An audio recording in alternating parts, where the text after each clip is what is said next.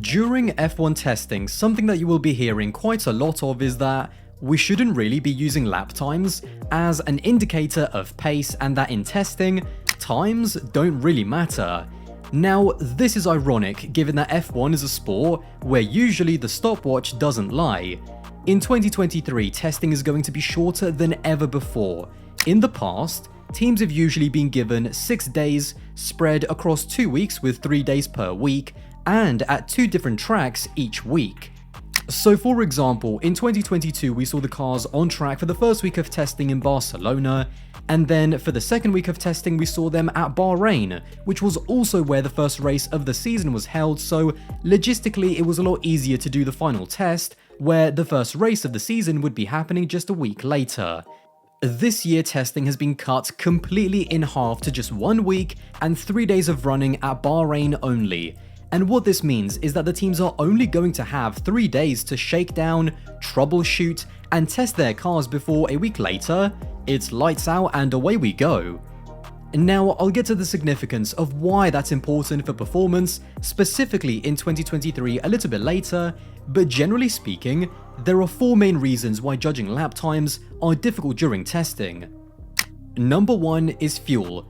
The teams can run as much or as little fuel as possible every time they hit the track depending on what kind of testing program they are doing.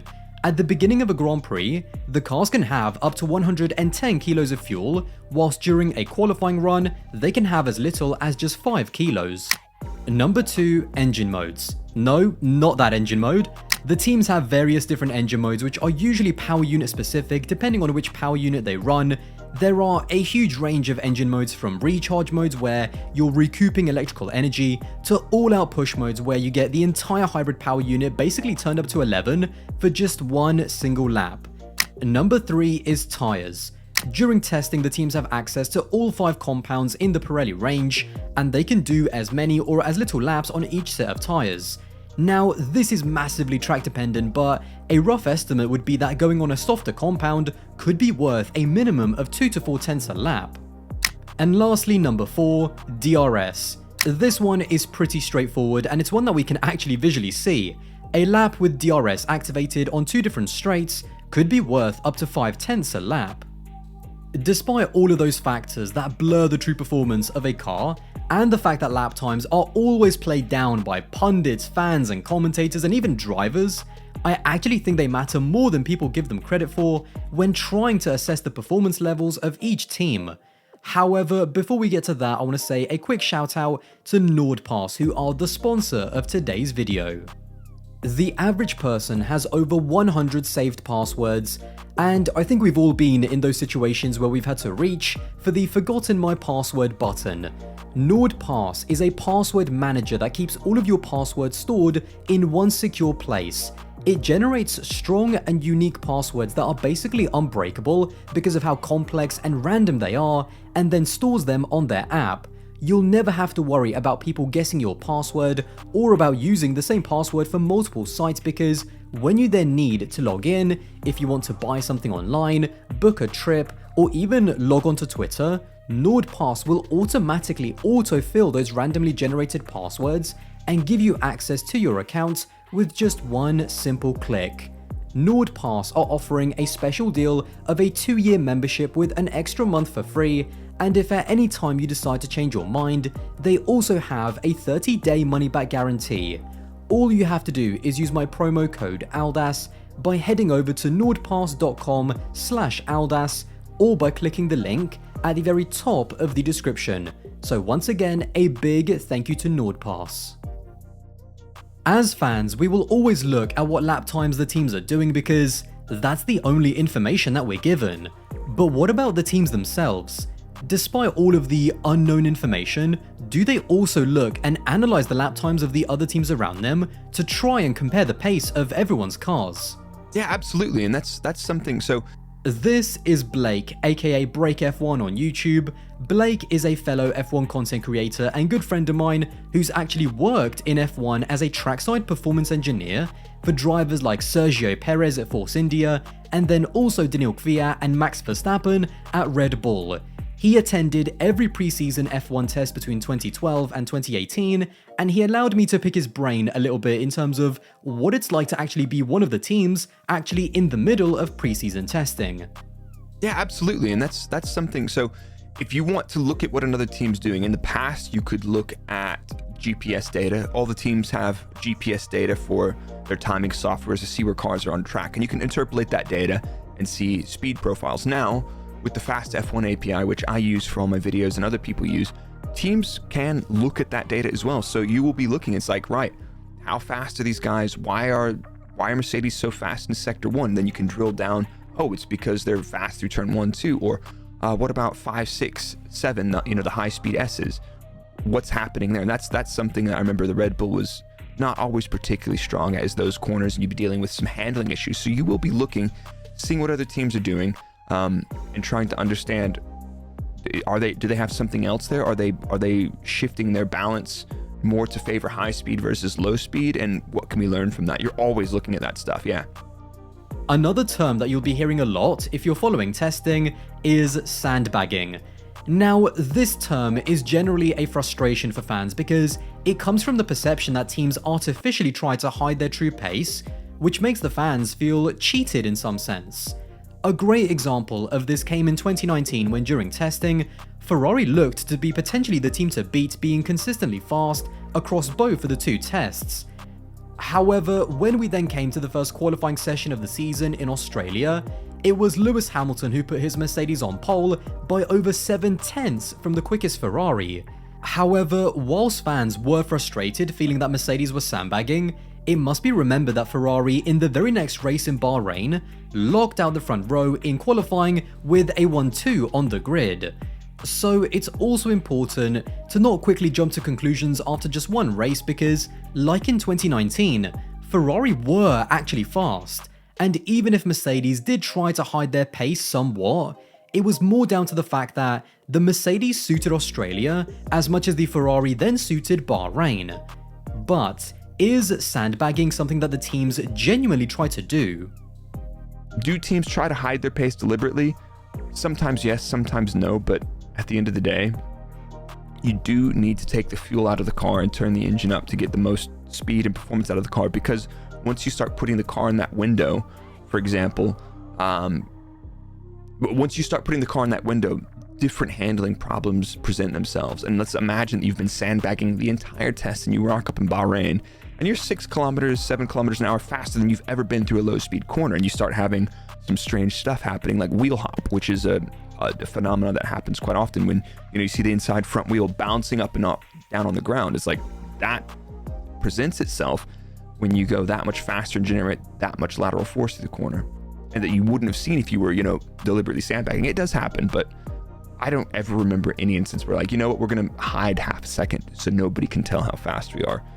But I think at the same time, like, if it's fuel or weight, you know how much pace is left in the car, because weight is one of those things. Like, you take weight off of the car, 10 kilos is about 3/10. You know that's an actual fact. It takes no effort from the driver to extract that. This is where the fact that the teams only have 3 days of testing in total in 2023 is even more important. At some point, every single team and every single driver has got to do a quali type lap. You have to know what your car is like on the absolute limit, on low fuel and soft tires, before you just rock up to qualifying. And so, with only 3 days of testing, the teams will have to set representative lap times pretty early, because there isn't that time to mess about and leave any gaps in your knowledge about the performance of your car. That is not even taking into account reliability issues or crashes, which could easily wipe out an entire day of testing. Another really important indicator of judging a car's true pace is actually what it physically looks like on the track. Now, this isn't easy to explain and it's also very nuanced, but it's actually something that I got to experience for myself last year when I got the chance to go to preseason testing. I was able to watch the cars for lap after lap with my own eyes going around the same corner, and even for a regular fan like me, you would be surprised by how quickly and intuitively you pick up on the differences visually between a fast car and a car where the drivers are clearly struggling more. In fact, before we really knew how bad the Mercedes was in 2022, I actually picked up on it from the very first day that I was able to see it. Again, the incredible thing about being on track is that instead of going off watching the screens or even other people, you can watch for yourself, and Mercedes do not look great. And from the track, it does look a little bit worrying. So as much as there was a wow factor of seeing the brand new Merc, especially George Russell, lot of lockups yesterday going into turn 8, not comfortable with the car.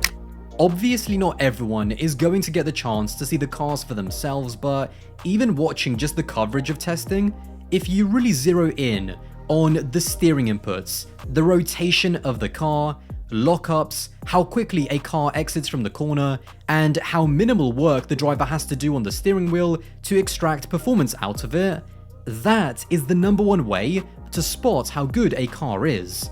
You can't fake not having confidence in a good car when it's clearly fast. This is why during testing, you can also see the teams watching how their rivals also look on the track.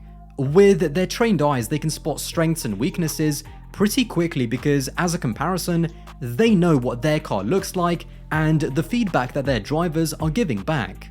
Yeah, and that's something that when you're at the track as a performance or race engineer or at the team, I did winter testing in 2018, and we would alternate driver days. So, on one day, one driver and their crew would run the car, and then the next day, another driver and crew would run the car. And on one of the off days, I would just go out in between turn 5 and turn 1, 2 in Barcelona and watch the cars there, and looking at how the cars handle out of 4 down into 5 and then through 6. You see some cars, it's like, that looks terrible. That looks absolutely terrible. And you go look at the lap times and the data and be like, it doesn't look that bad, but if you're doing that lap after lap after lap, that's probably not a particularly fast race car. Yeah, they can probably wheel the car through a qualifying lap and not lose out too much time, but it doesn't look easy. And like we talked about before last year, when you were at the test actually, looking at the Mercedes, sometimes you're like, that looks bad. The lap times don't look that uncompetitive, but that does not look like a race car. And then that's one of those things you're like, they might have some issues. And maybe it's a specific corner, but it could be a more broad problem with the car, which unfortunately for them last year was pretty serious. But what about the teams that are having a bad test? For the most part, it's pretty obvious. In 2022, Alpine, even from the very first week, were having horrible reliability problems with Alonso's car, even ending up on fire at one point, and that did end up plaguing him for the entire season. McLaren also admitted to having brake problems during testing in Bahrain, and that also ended up ruining their entire first race as it wasn't a fix that they could do in time. So what should we be looking out for when it comes to teams that are potentially struggling? I think that the most obvious outright terrible test is a team that's in the garage often for long periods of time, and you see the bodywork off very frequently. In testing, they tend to cover the garages. If you see a team in the garage often and doing far fewer laps than any other team, that's instantly a bad sign, usually from a reliability point of view.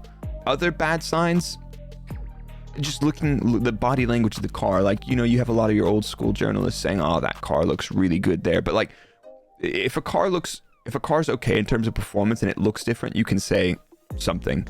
But if it's a dog and it's, say for example, porpoising is an issue that we might see this year, even though the FIA have changed the floor regulations to hopefully make that less prone. So they've raised the edges of the floor up quite a bit. So will we see that happen in winter testing? Probably we'll see some teams skirting with that issue and seeing how close they can get to that issue before it becomes a problem. I think those are the things to look out for, is not very many laps and very obvious body language. You see car locking up the fronts a lot. That's another big issue. But usually that's cars changed, the aero balance migration's changed a little bit, and the performance and race engineer just need to get the brake balance set up in the window, which hopefully if you're struggling with that on day 3, we should probably be worried for that team. But if you see a bit of that on day 1, pretty normal. In an ideal universe, you would have a car that does both fast times and also does lots of mileage. But even despite all of those caveats that make it difficult to judge how fast the cars will be at the beginning of the season from just 3 days of testing, lap times do matter. This video is not trying to tell you that fast lap times are the be all and end all, and that at the end of the test, whatever the leaderboard is in terms of lap times, That is exactly what the championship order will look like at the end of the season, and so go and bet your house and everything that you have on those times. No, that is not what I'm trying to say. But there's a reason why the cars that look good and that we consider to be top cars are usually setting times at the upper end of the table consistently day by day, and why Williams, the team that finished last in the Constructors last year, never shocked anyone by topping the times. You can't fake a slow car to look fast, and you can't make a fast car look slow consistently throughout a week of testing. Eventually there will be signs about the true performance of each car, and it's just about taking those jigsaw pieces, putting them all together, and then making an informed guess based on the information that we have about the various performance levels of the cars heading into the season. Lap times in racing have always and will always be important, and despite everyone playing it down and saying that you can't look at lap times in testing, what would you rather have?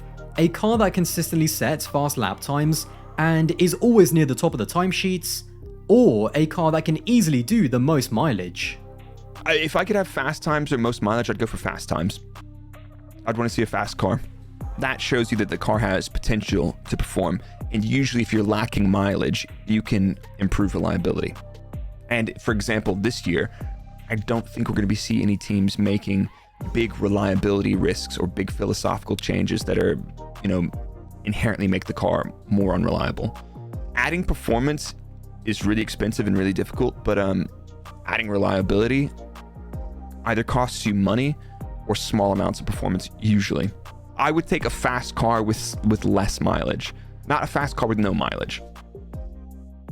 Well, there you have it. Once again, a big thank you to Blake, and also a big thank you to NordPass for sponsoring this video.